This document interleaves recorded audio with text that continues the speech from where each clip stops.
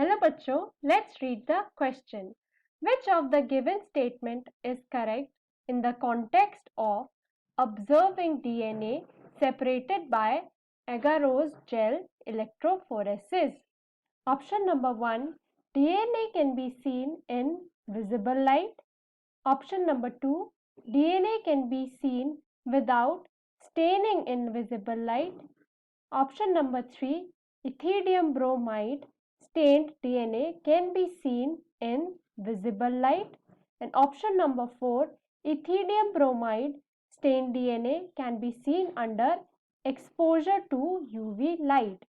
तो हमें इसमें बताना है कि in context to agarose gel electrophoresis इसमें कौन सा हमारा स्टेटमेंट इज करेक्ट। तो आज का की कॉन्सेप्ट है जेल इलेक्ट्रोफोरेसिस। जेल इलेक्ट्रोफोरेसिस, तो पहले हम समझेंगे जेल इलेक्ट्रोफोरेसिस होता क्या है। तो जेल हमारा होता है एक semi solid substance and electrophoresis होता है हमारा motion of charges in the presence of electric current. तो जेल इलेक्ट्रोफोरेसिस में होता यह है कि जब हम डीएनए फ्रैगमेंट्स को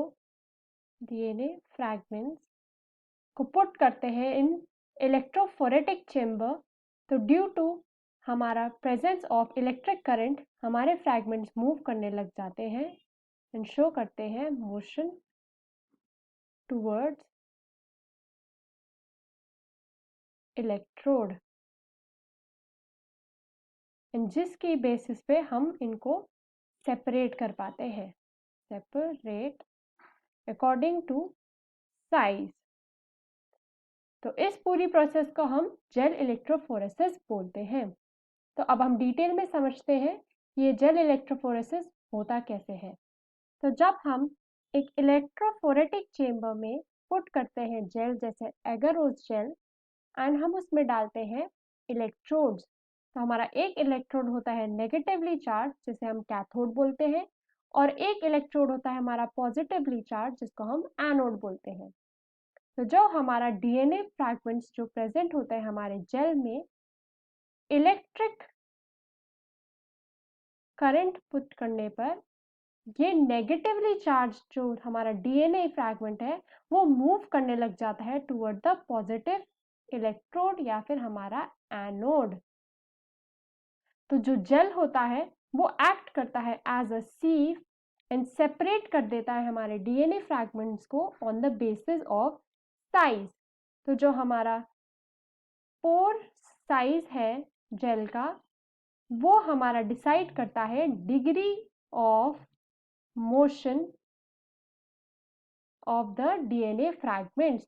तो हमारे स्मॉल साइज के जो डीएनए फ्रैगमेंट्स हैं वो हमारा एंड या फिर हमारा जो वेल जिसको बोलते हैं वेल वहां पे पहुंच जाते हैं। तो डीएनए फ्रैगमेंट को चेक करने के लिए हम यूज करते हैं केमिकल इथिडियम ब्रोमाइड,